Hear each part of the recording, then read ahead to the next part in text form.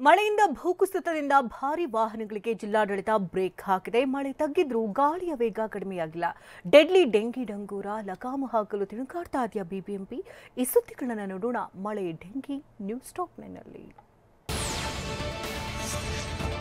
ಕೊಡಗು ಜಿಲ್ಲೆಯಲ್ಲಿ ಮಳೆಯಿಂದಾಗಿ ಕೆಲವೆಡೆ ಭೂಕುಸಿತ ಉಂಟಾಗಿದೆ. ಭಾರೀ ವಾಹನಗಳ ಓಡಾಟದಿಂದ ಹೆದ್ದಾರಿ ಬಿರುಕು, ಭೂಕುಸಿತದ ಸಂಭವವಿದೆ. ಹೀಗಾಗಿ ಜಿಲ್ಲಾಡಳಿತ ಇಂದಿನಿಂದ ಸೆಪ್ಟೆಂಬರ್ 15ರವರೆಗೆ ಬೃಹತ್ ವಾಹನಗಳ ಸಂಚಾರಕ್ಕೆ ಬ್ರೇಕ್ ಹಾಕಿದೆ. 18,500 ಕೆಜಿಗೂ ಅಧಿಕ ತೂಕದ ವಾಹನಗಳ ಸಂಚಾರಕ್ಕೆ ಜಿಲ್ಲಾಡಳಿತ ನಿಷೇಧ ವಿಧಿಸಿದೆ. ಆದರೆ ಹಾಲು, ಇಂಧನ, ಅನಿಲ ಸಾಗಿಸುವ ವಾಹನಗಳಿಗೆ ವಿನಾಯಿತಿ ನೀಡಲಾಗಿದೆ.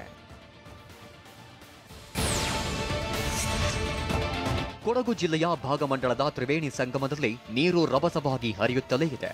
ಇದರಿಂದಾಗಿ ಪುಣ್ಯ ಸ್ನಾನಕ್ಕೆ ಅವಕಾಶ ನಿರ್ಬಂಧಿಸಲಾಗಿದೆ. ಇತ್ತ ದುಬಾರೆಯಲ್ಲಿ ಪ್ರವಾಸಿಗರ ಪ್ರವೇಶಕ್ಕೆ ಅವಕಾಶ ಕಲ್ಪಿಸಲಾಗಿದೆ.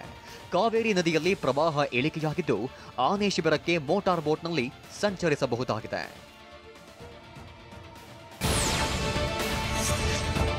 ಚಿಕ್ಕಮಗಳೂರು ಜಿಲ್ಲೆಯಲ್ಲಿ ಮಳೆ ತಗ್ಗಿದ್ರೂ ಗಾಳಿಯ ವೇಗ ಕಡಿಮೆಯಾಗಿಲ್ಲ.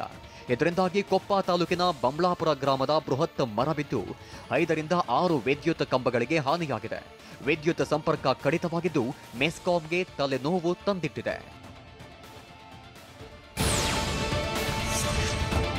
ಬಾಗಲಕೋಟೆ ಜಿಲ್ಲೆಯ ಇಳಕಲ್, ಚಿಮ್ಮಡ ಸೇರಿ ಹಲವೆಡೆ ನಿನ್ನೆ ಮಳೆ ಸುರಿದಿದೆ.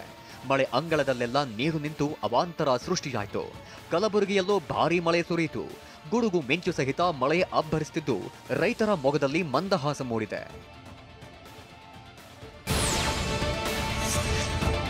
ಶಿವಮೊಗ್ಗ ಜಿಲ್ಲೆಯ ಹೊಸನಗರ ತಾಲೂಕಿನಲ್ಲಿ ಮಳೆ ಅವಾಂತರ ಸೃಷ್ಟಿಸಿದೆ. ಕುಕ್ಕಳಲೆ ಹಾಗೂ ಜೋಡಿಕಟ್ಟೆ ಗ್ರಾಮದಲ್ಲಿ ಮಳೆಗೆ ಮನೆಗಳು ಕುಸಿದು ಬಿದ್ದಿವೆ.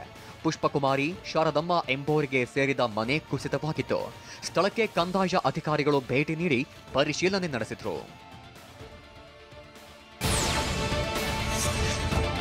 ಡೆಂಗಿ ನಿಯಂತ್ರಿಸುವುದಕ್ಕೆ ರಾಜ್ಯ ಸರ್ಕಾರ ಸೂಕ್ತ ಕ್ರಮಗಳನ್ನು ಕೈಗೊಳ್ಳಲಿ ಅಂತ ಬಿಜೆಪಿ ಸಂಸದ ಬಸವರಾಜ ಬೊಮ್ಮಾಯಿ ಆಗ್ರಹಿಸಿದ್ದಾರೆ. ಹಾವೇರಿಯಲ್ಲಿ ಮಾತನಾಡಿದ ಅವರು, ಸರ್ಕಾರಿ ಆಸ್ಪತ್ರೆಗಳಲ್ಲಿ ಮೃತಪಟ್ಟರೆ ಮಾತ್ರ ಲೆಕ್ಕಕ್ಕೆ ತೆಗೆದುಕೊಳ್ಳುತ್ತಿದ್ದಾರೆ. ಖಾಸಗಿ ಆಸ್ಪತ್ರೆಗಳಲ್ಲಿ ಮೃತಪಟ್ಟವರನ್ನು ಸರ್ಕಾರ ಲೆಕ್ಕಕ್ಕೆ ತೆಗೆದುಕೊಳ್ಳಲಿ ಎಂದು ಸಲಹೆ ನೀಡಿದರು. ಡೆಂಗು ಕೇವಲ ಹಾವೇರಿಯಲ್ಲೇ ಅಲ್ಲ, ಬೇರೆ ಬೇರೆ ಕಡೆ ಚಿಕಿತ್ಸೆ ತಗೊಳ್ತಾ ಇದ್ದಾರೆ. ನನ್ಗೆ ಗೊತ್ತಿದ್ದಂತೆ 4-5 ಪ್ರಕರಣಗಳು ಹುಬ್ಬಳ್ಳಿ ಧಾರವಾಡದಲ್ಲಿ ನಾವೇ ಅಡ್ಮಿಟ್ ಮಾಡಿಸಿದ್ದೇವೆ. ಆ ಪ್ರಕರಣಗಳನ್ನು ಕೂಡ ಲೆಕ್ಕ ತಗೊಂಡು ವರದಿಯನ್ನು ಕಳಿಸಿ ಸೂಕ್ತ ಕ್ರಮ ತೆಗೆದುಕೊಳ್ಳಿ.